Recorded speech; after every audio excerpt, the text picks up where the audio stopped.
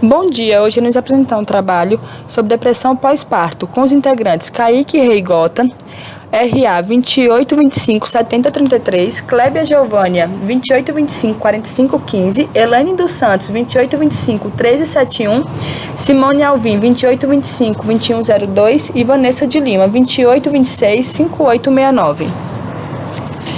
A depressão pós-parto é um transtorno de humor que afeta não somente no estado emocional, mas sim também no estado físico, né? A depressão pós-parto é um sentimento que tem relação entre a tristeza, a ansiedade e a exaustão. Com algumas informações, a depressão pós-parto não é frescura ou fraqueza. Mulheres que desenvolvem a depressão pós-parto possuem o maior risco de desenvolver depressão em outro momento da sua vida. A gente vai tratar nesse trabalho sobre a depressão pós-parto. A depressão pós-parto, ela pode ser entendida em 3 níveis diferentes que hoje são estabelecidos. A gente pode falar da baby blue, a gente pode falar da depressão pós-parto em si e da psicose pós-parto. Todas elas estão associadas com os acontecimentos que vêm normalmente para a mulher, que vai ser o foco do nosso trabalho, apesar de acontecer em homens também, principalmente o baby blue, mas o nosso foco do trabalho vai ser a mulher. Então a gente vai falar das expectativas e das relações que vão surgir com a mulher após o parto que ela vai ter. Uma coisa que é importante a gente ressaltar é que todos eles falam sobre a mesma coisa, mas eles não são a escala da mesma coisa. A depressão pós-parto não é a evolução do baby blue. A psicose pós-parto também não é a evolução da depressão pós-parto. Na verdade, eles são coisas que podem acontecer de forma separada, porém, eles são muito semelhantes, então, por isso eles são difíceis de serem facilmente identificados. Sem falar que, normalmente, eles também são associados com mulheres que não tenham interesse, ou então tenham falta de vontade, ou então não tenham, de fato, uma vocação, até são termos usados, se você for pesquisar, sobre o tema da depressão pós-parto, da maternidade em si, porque são normalmente coisas relacionadas a como que a mulher vai lidar com o bebê. Então, normalmente, as coisas são vistas com má vontade sobre a maternidade e a mulher. Isso acaba sendo trazido para quando nós temos a relação da mãe, que ela vai ter uma depressão pós-parto, ou então um baby blue, que são situações onde a mulher ela vai apresentar sintomas um pouco mais a menos do que a psicose pós-parto, mas que podem dar essa noção de que simplesmente é uma preguiça da mãe, simplesmente ela não tem vontade de fazer as coisas, por enquanto que não. Por enquanto que de fato é um transtorno de humor. Uma coisa que é interessante a gente falar é que o baby blues ele vai atingir de 70% a 80% das mulheres que tiveram um filho. É um número muito expressivo. E que normalmente ele é associado a simplesmente falta de vontade, ou então você não nasceu para ser mãe. São frases que normalmente são ditas e que podem agravar muito a situação. A depressão pós-parto, assim como o baby blue e a psicose pós-parto, elas normalmente são acompanhadas de estruturas prévias, para que de fato possa se acontecer. Obviamente é possível que aconteça em pessoas sem o menor histórico de depressão. Porém, uma mulher que já tem histórico de depressão é muito mais provável, é muito mais comum de se imaginar de que ela pode sim desenvolver uma depressão pós-parto. Então, isso serve como um ponto de alerta para que nós possamos identificar o quanto antes o que de fato está acontecendo.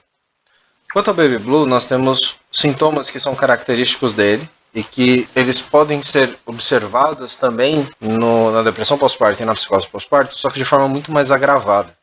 Então nós vamos ter mudança de humor, ansiedade, tristeza, irritabilidade, sensações de cansaço, exaustão, choro fácil, concentração reduzida e principalmente 2 sintomas que são os mais facilmente identificados e normalmente mal interpretados, que é o problema de apetite, onde a mãe ela simplesmente não consegue comer e daí a família começa a querer forçar que a mãe coma porque senão vai faltar nutrientes para o bebê, por causa do leite, e uma série de outras questões que vão surgindo e que vão complicando muito a relação da mãe com o bebê, porque ela se sente obrigada a fazer algo, e problemas com sono, que também é algo que vai ser um dos primeiros marcos sobre. Então acho que é importante nós deixarmos claro aqui essa parte, porque a maternidade em si é algo muito mais complexo. Ela não é algo objetivo e direto. Ela traz muitas coisas junto com ela de antes da gravidez, coisas que aconteceram durante a gravidez e coisas que vão acontecer pós ela. Então, tudo isso vai gerar uma complexidade muito grande de emoções e sentimentos. Agora a Vanessa vai falar um pouquinho mais sobre a depressão pós-parto em si. Na depressão pós-parto, é possível identificar questões psicossomáticas que podem ser apresentadas por diversos meios. A relação que vai surgir vai depender das construções sociais pré-estabelecidas e estabelecidas depois do parto. Essas pressões podem se desenvolver sintomas psicossomáticos que não vão apresentar uma causa orgânica.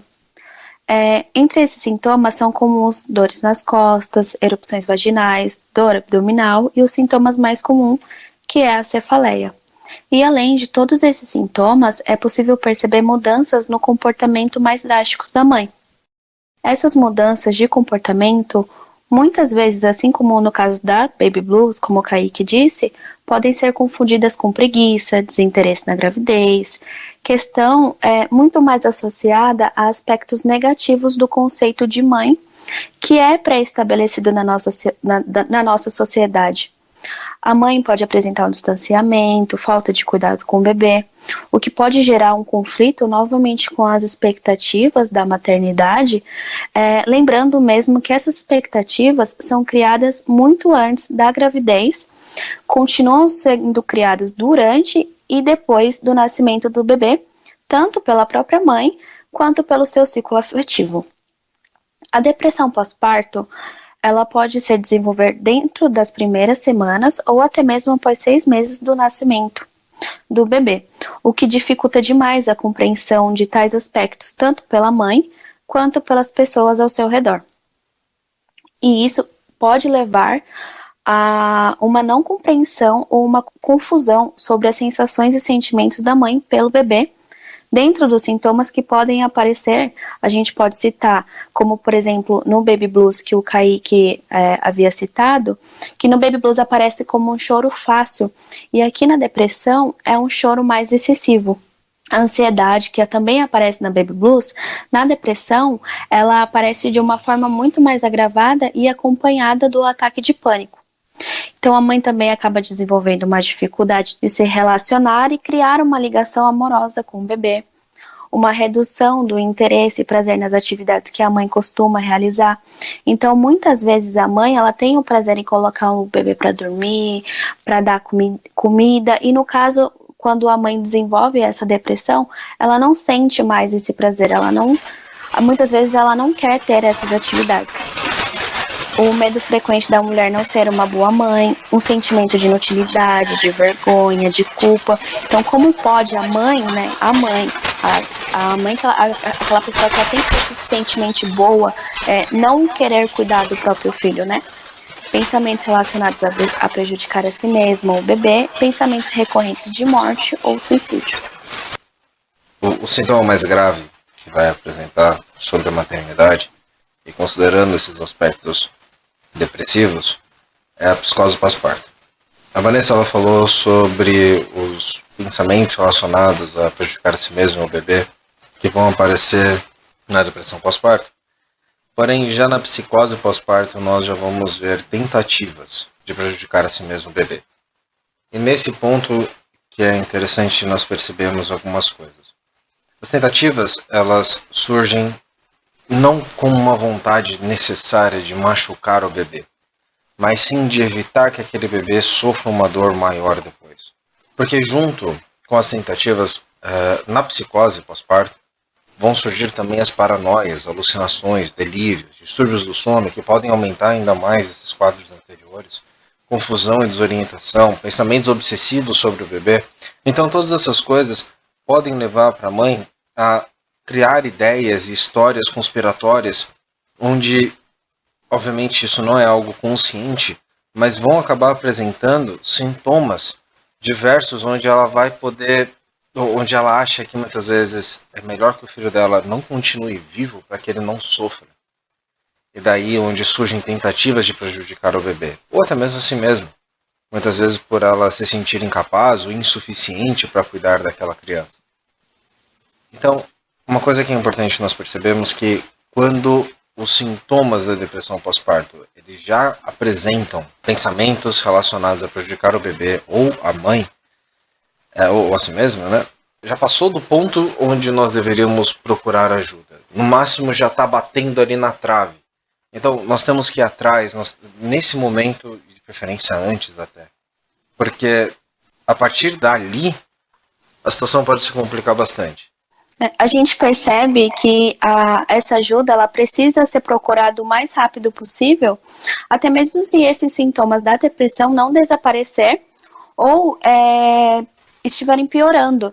Então, quando a mãe estiver encontrando dificuldade em cuidar do bebê, se surgir dificuldades para completar as tarefas diárias, porque quanto antes procurar essas especialidades, procurar ajuda, faz com que talvez a mãe ela não chegue ao ponto de ter os pensamentos de prejudicar a si mesma ou até mesmo de prejudicar o bebê. Eu acho que é um ponto que é interessante, né? A gente, quando estava pesquisando sobre o tema, a gente acabou entrando nessa parte da ajuda, e daí a gente chegou nesse tópico, né? Surgirem dificuldades para completar tarefas diárias.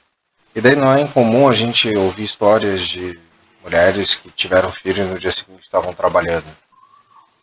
E principalmente, mais antigamente ainda, há 4, 5, 6 gerações atrás, onde isso era ainda mais comum. Mas a nossa sociedade mudou. E pessoas são diferentes e apresentam situações e quadros diferentes.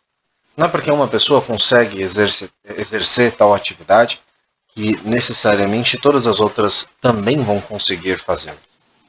Eu acho que respeitar o tempo e o limite e as características e a história de vida de cada um é extremamente fundamental nesse ponto. Na nossa sociedade nós vemos a falta de respeito, a falta de compreensão, a falta de zelo pela história de vida e pelos desejos e vontades que o outro tem, de uma forma tão escrachada e agressiva.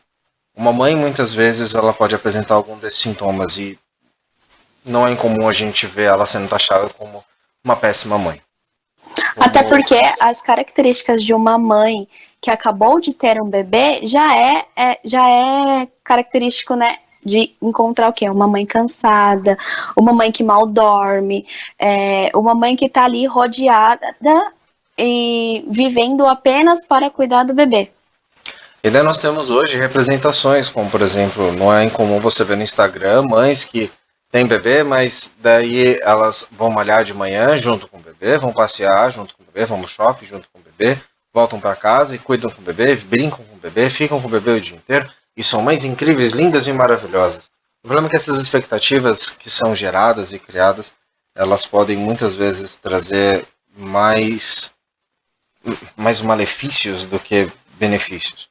Porque a pessoa ela vai ver aquele tipo de coisa e vai ver, por que eu não consigo? Então eu acho que quando uma mãe ela está passando por esse tipo de sintomas, é o momento de parar e muitas vezes selecionar o tipo de conteúdo que consome, o tipo de pessoas que estão cercando ela. Se essas pessoas de fato estão dispostas a ajudar ou a criticar. E essa crítica ela é de fato construtiva ou ela só quer de fato destruir algo. Então é complicado. Então eu acho que vale a pena nós nos atermos a esses fatos e entender que uma mãe continua sendo um ser humano, uma história que existiu antes da gravidez, durante a gravidez e vai existir depois como mãe. Antes ela era filha e agora ela se torna uma mãe.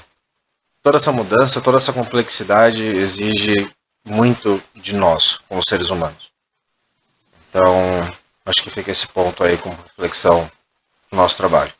A gente agradece a todos que ouviram e até mais.